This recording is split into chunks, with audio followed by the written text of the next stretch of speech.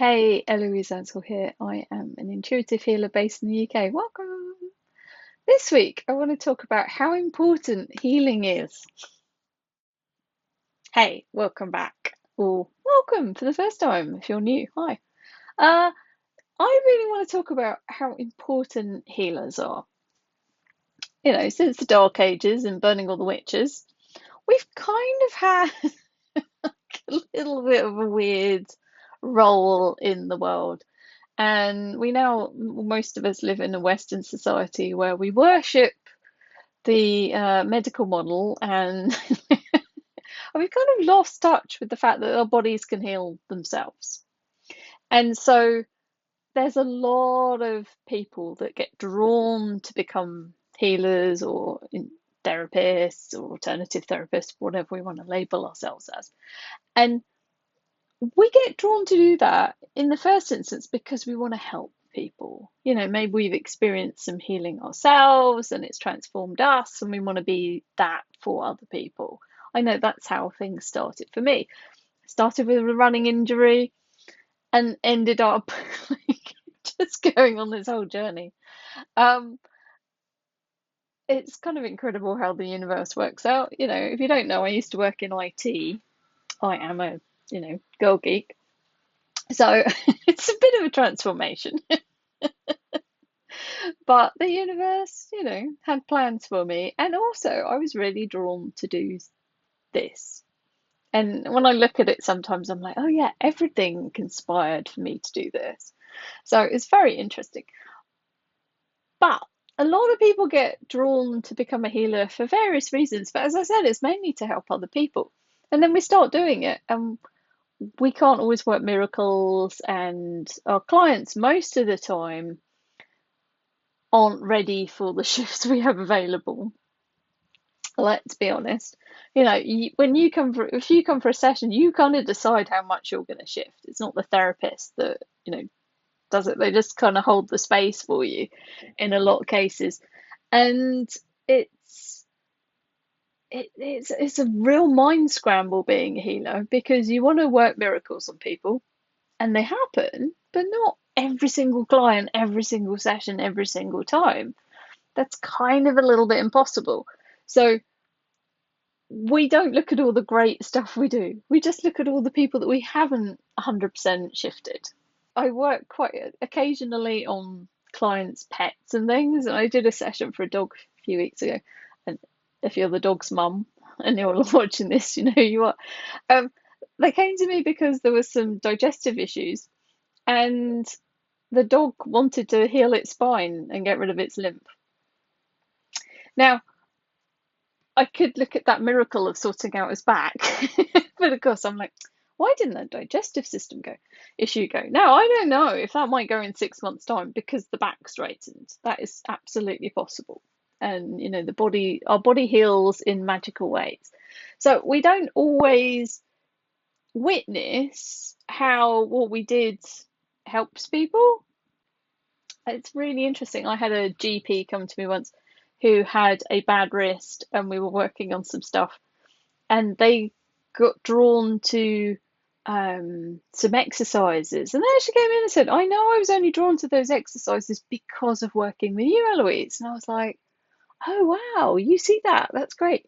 It's like, but some people don't have that level of observation. And we kind of want that magic pill. We're so used to being able to order something on Amazon or something and it turns up the next day, that we expect when we have a healing session to walk out the room transformed. And it's not always that easy, because it can take days, and take weeks, it can even take months sometimes for everything to unwind and let go. But as a therapist, you want to make them walk out as a miracle case every time, and you beat yourself up when they don't. And so it is a really weird place. It's a really weird job being a healer. And we're always looking at what we're not doing and not focusing on how we are helping. Some clients you transform in their lives and they never give you any feedback. So you don't even know what you've done. And quite often I see clients for just one session and then I never hear from them.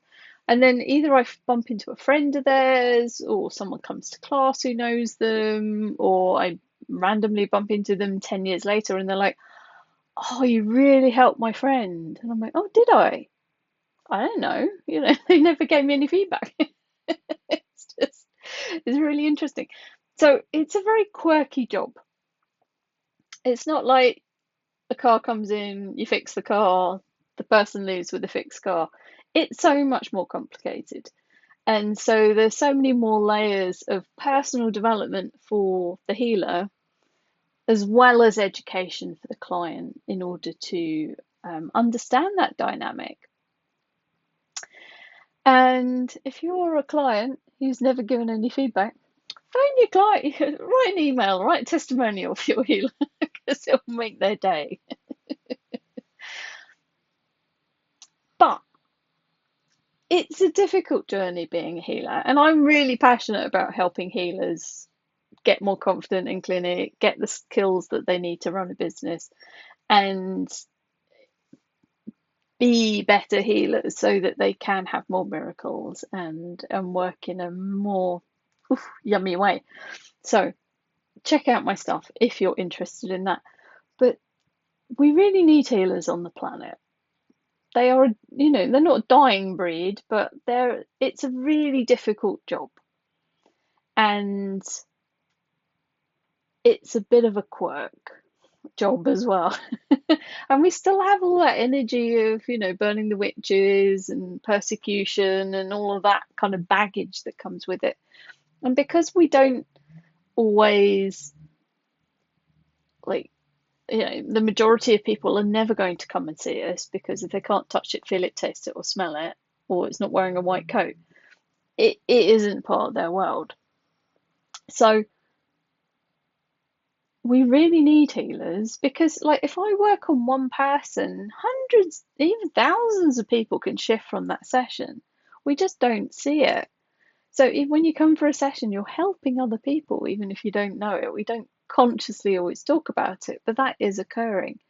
And we know there's been studies where people have come together and meditated in cities, and there's been less crime that night in the city.